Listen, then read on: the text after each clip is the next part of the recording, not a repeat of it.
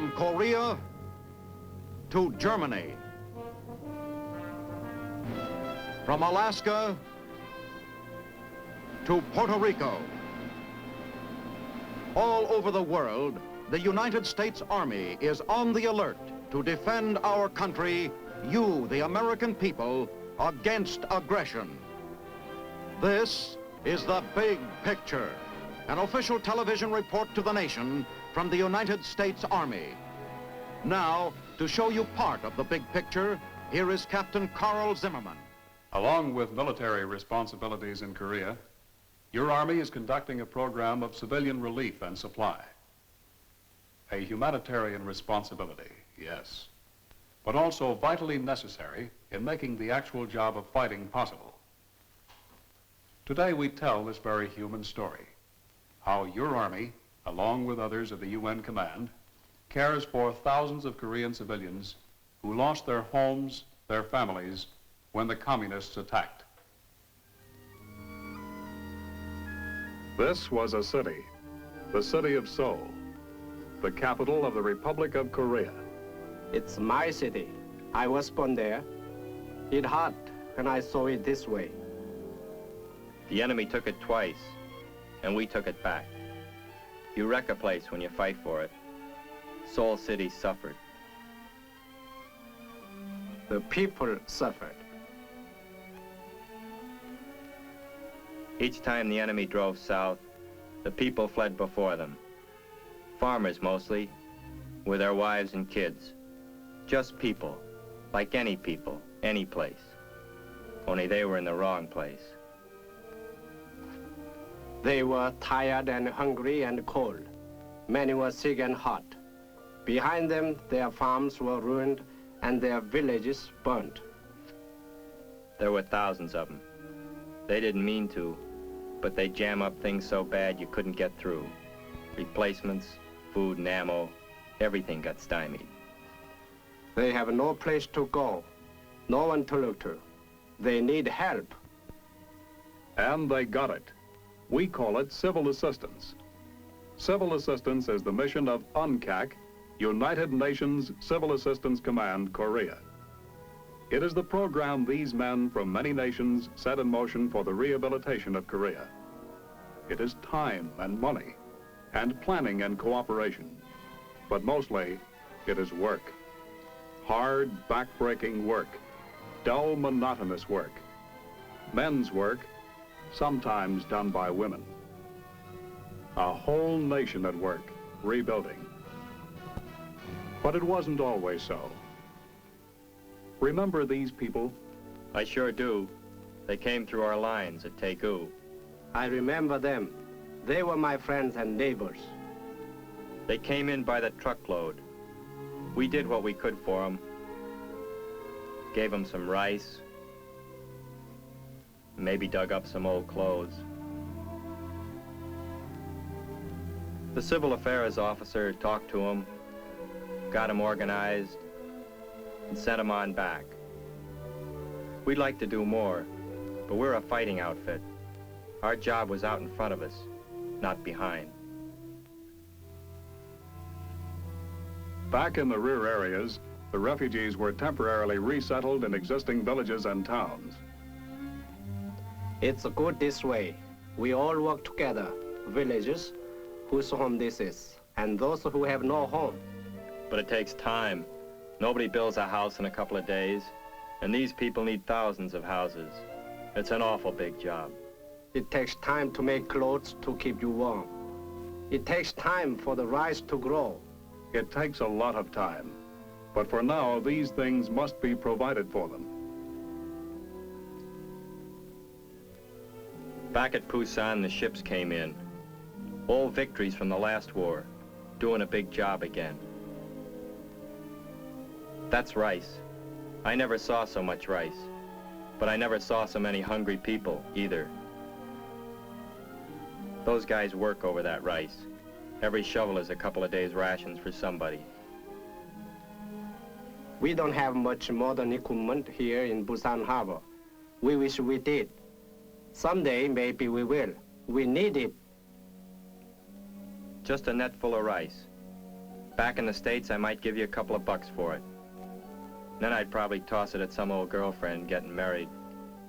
Here it keeps people alive. Seems funny making such an important thing out of rice.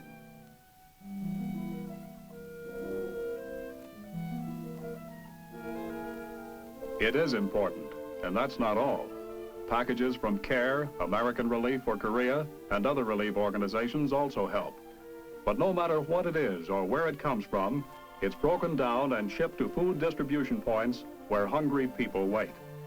The food shortage is acute, and for the present, rations must be provided outright by civil assistance. A man must have physical strength to work and build, the spiritual strength to hope and believe. Often they get a hot meal at a feeding station. It all depends on how far the community has gotten along the rugged road that leads to eventual self-sufficiency. For that is the mission of civil assistance, to help the Koreans to help themselves. We don't have enough people back here to put a crew in every village and town, so we organize mobile civil assistance teams to cover large areas. A couple of jeeps, a weapons carrier, and a few bags full of old clothes from the States. Maybe gonna help keep some of these people a little warmer this winter. You ever been cold? I mean cold, cold a long time, bone cold, day after day, all winter long. Some of these people were that cold last year. The old folks remember, and they worry about what's coming.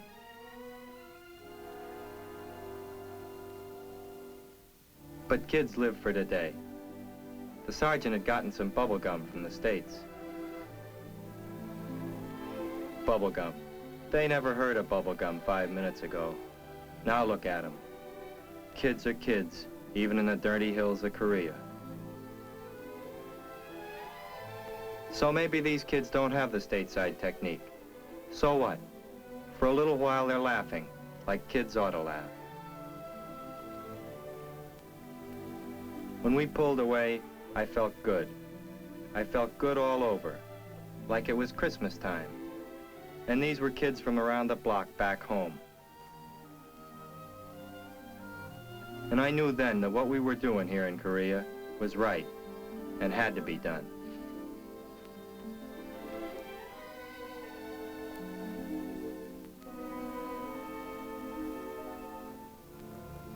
There are other mobile units too. This is the mobile dispensary. Its primary mission is preventive medicine. Wherever possible, Korean personnel are utilized. They'll inoculate every villager against smallpox, typhoid, and typhus. They'll dust every villager with DDT to lick the vermin-borne diseases. Needles and vaccines are new things to us, but we understand their importance and we all get our shots. We don't want the sickness added to our troubles. We must be strong and healthy to rebuild our country. Yes, and that's important, but that's not all.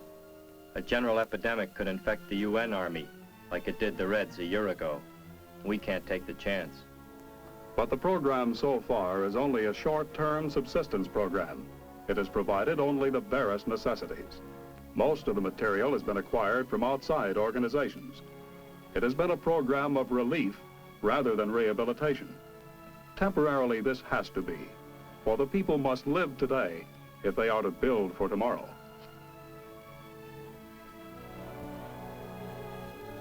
Shot tickets are important. They prove you've been inoculated. Shots are okay, but nobody wants more than their share. And a DDT gun is sometimes a lifesaver. You ever been dusted? Maybe typhus is no problem back home where you are. You haven't had to live in the dirty mess that follows a war. Around here, people can die of typhus. Not so many now. We dust everybody. It's not bad. Some people like it. People and industry on the road to recovery. Remember the factories in Daegu and Seoul. Remember the shipyards in Kunsan. Remember the farms and the rice fields. Yes, I remember. I used to work there. I remember. My division saw some rough fighting there. There was little left. The crops must be planted again. The fishing boats must put to sea. The wheels of industry must turn once more if the land is to prosper. One look around and you know, we gotta help these people help themselves. We are farmers mostly. We have farmed this soil for centuries. It is poor soil. Our methods are ancient, our tools are crude, but we know no others. You needed fertilizer, good chemical fertilizer from the States to improve the soil. And through civil assistance, you got it. With it came American technique and hand tools. Simple things like plows and hoes and sickles. You needed them.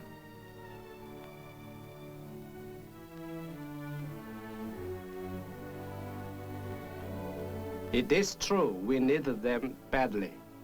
Now we are getting them. The rice harvests are bigger. The people will be better off.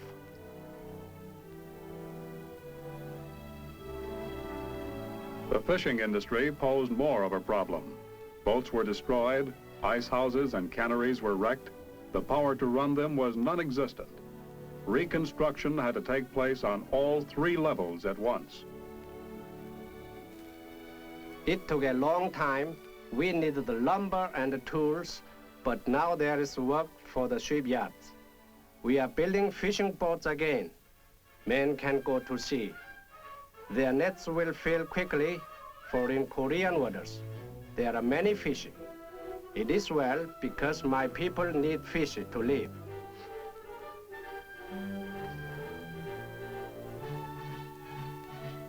See that?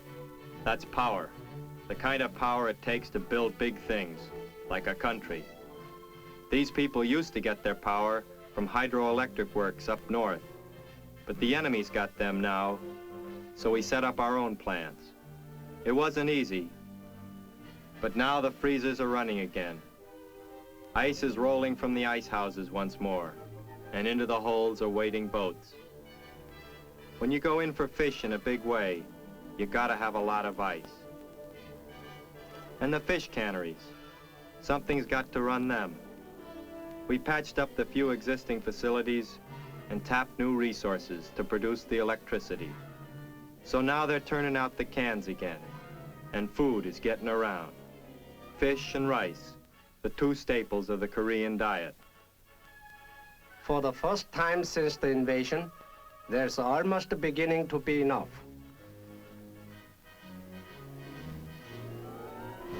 But also of importance is the rebuilding of South Korean manufacturing. This mess used to be a cotton mill, and it wasn't so long ago it looked like this.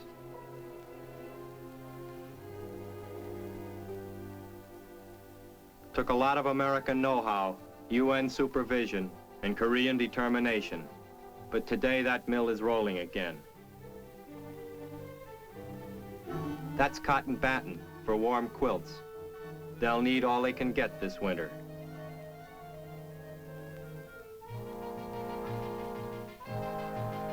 And that's cotton thread to make the kind of clothes these people wear.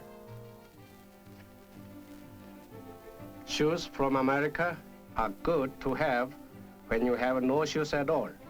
But Korean slippers are so much more comfortable to Korean feet. Besides, the whole object of this civil assistance is to help these people get started so they can take care of themselves. They don't want everlasting charity, and we're not giving it to them. We're just lending them a hand until they can stand on their own feet.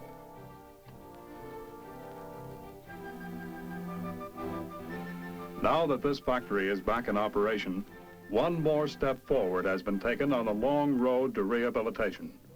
Food and clothing are basic, but a modern nation must have the industry. You know what that is? That's scrap. Stuff you sell to a junkie back home. It was copper cable. It used to run the streetcars in Seoul. Then the enemy wrecked the city. They wrecked this wire plant too. But with the civil assistance, the Koreans patched it up and got it running again. Now they're rebuilding their railroad.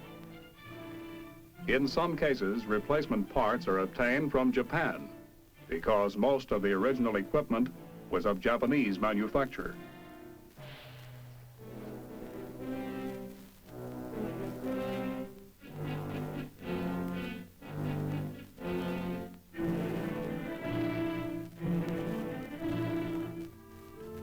But there was still much more to do. One of the biggest problems we had to face was the treatment of civilian wounded. Remember these people? I remember. They were hot and sick. I remember. It was back in '50, when things were really tough. There weren't enough medical supplies for everyone. For a while, some people had to get along without help. Supplies had to be airlifted from Japan, and mobile teams of Korean doctors, nurses, and technicians had to be set up. These teams still operate in the back country where there are no doctors and nurses. It is good to know that anyone who is sick or hot can get help. Sure, this little guy is scared. He's probably never seen a doctor before.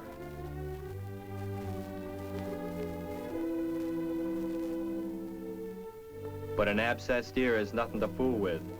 He's in good hands. Soon he'll forget all about it. But his mother won't. She'll remember what civil assistance did long after we're gone and the Koreans are on their own again.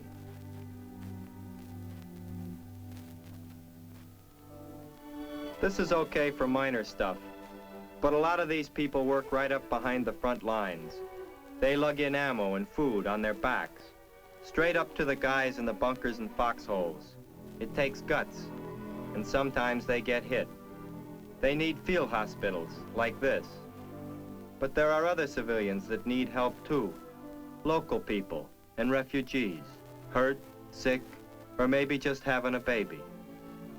We use our own personnel as much as possible, because when the war is over, we want to be able to take care of ourselves.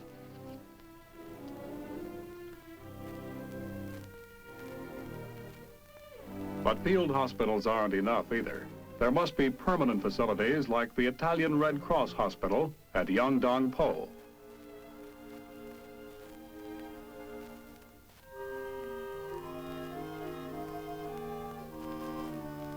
Or the Danish hospital ship Jutlandia.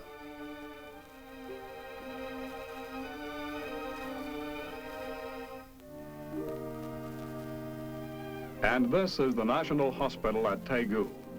Eventually, it will be staffed and administered entirely by native Koreans. But for the present, you will find Indian, Danish, and American, as well as Korean personnel here. In this business of civil assistance, everybody's got to pull together.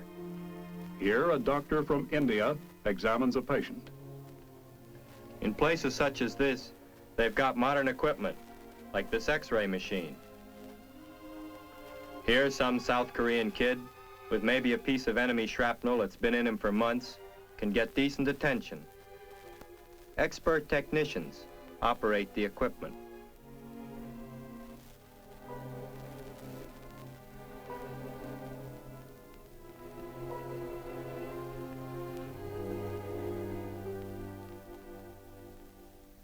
From what I hear, a lab is pretty important too.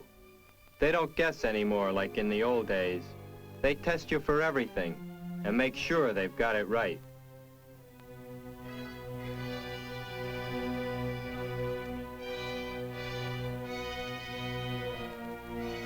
Here a couple of lab technicians run tests on blood samples. Sometimes the news is good. Often all it means is a couple of pills and a few days in the sack.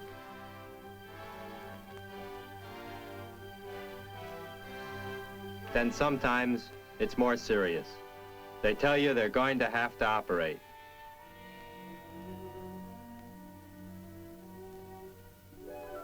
I don't like the idea any more than this poor kid. But one thing I do know, he's going to get the best treatment medical science can provide. He'll need it.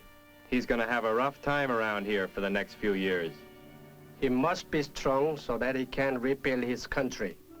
And he will be strong, thanks to the United Nations Civil Assistance Command and cooperating agencies like the UN Rehabilitation Agency. He and many others will be stronger, healthier people. For instance, during the first 9 months of 1951, the number of persons who received hospital care as a result of the UN Civilian Relief and Assistance Program in Korea exceeded the combined populations of Boston, Baltimore, St. Louis, Chicago, and San Francisco. Over 1 million people received inpatient care. Over 5 million received outpatient care. And it's a lot more by now.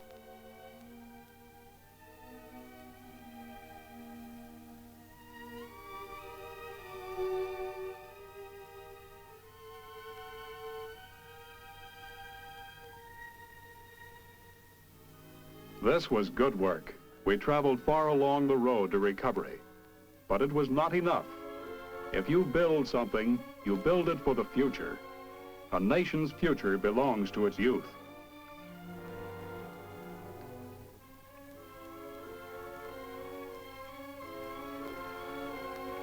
Remember these children?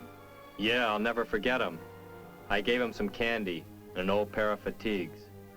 I remember them. They were children from my province. They were lost and afraid. One of the most pathetic problems to confront civil assistance was that of caring for the war orphans.